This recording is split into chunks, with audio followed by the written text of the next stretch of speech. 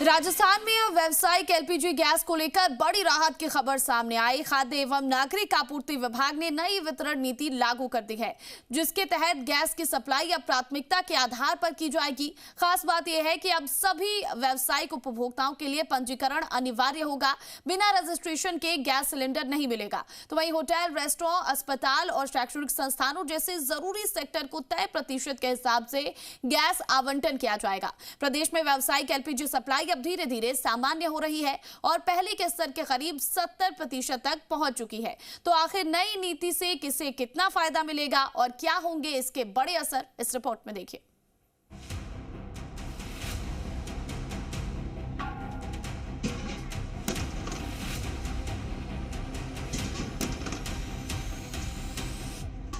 प्रदेश में व्यावसायिक LPG gas की आपूर्ति को व्यवस्थित और पारदर्शी बनाने के लिए खाद्य और नागरिक आपूर्ति विभाग ने नई व्यावसायिक एलपीजी वितरण नीति लागू कर दी है।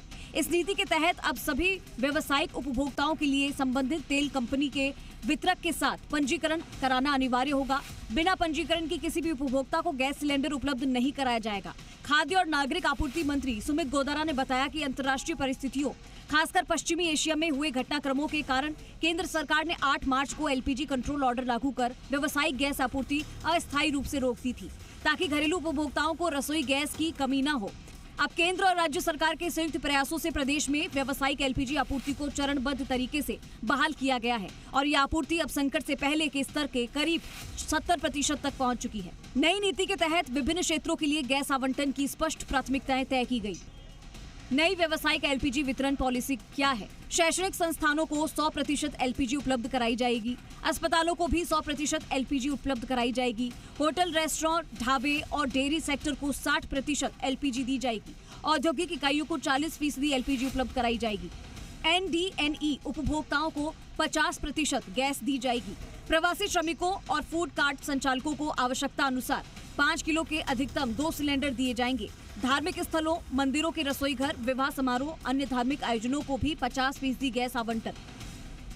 नई नीति व्यवस्था के अनुसार व्यावसायिक उपभोक्ताओं को गैस आवंटन अप्रैल 2025 से फरवरी 2026 तक की औसत खपत के आधार पर किया जाएगा। इसमें वैकल्पिक ईंधन या पीएनजी के उपयोग को घटाकर अंतिम आवंटन तय किया जाएगा। अगर किसी भी जिले में अतिरिक्त एलपीजी बचती है तो जिला कलेक्टर की अध्यक्षता में गठित समिति स्थानीय आवश्यकताओं के अनुसार उसका पुनः आवंटन करेगी। सरकार ने उन क्षेत्रों में जहां पीएनजी पाइपलाइन उपलब्ध है, व्यावसायिक उपभोक्ताओं के लिए पीएनजी कनेक्शन के लिए आवेदन करना अनिवार्य किया है।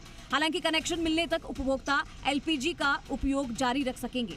बहरहाल नई व्यावसायिक एलपीजी वितरण नीति प्रदेश में गैस आपूर्ति को संतुलित, पारदर्शी और प्राथमिकता आधारित बनाने की दिशा में एक अहम कदम मानी जा रही है। इससे जरूरी सेवाओं को निर्बाध गैस मिल सकेगी, वहीं उद्योग और व्यवसाय में धीरे धीरे सामान्य स्थिति में लौट सकेंगे। हालांकि पंजीकरण और पीएनजी कनेक्शन जैसी शर्तों के कारण शुरुआती दौर में कुछ चुनौतियां सामने आ सकती है। दीपक गोयल, जी मीडिया, जयपुर।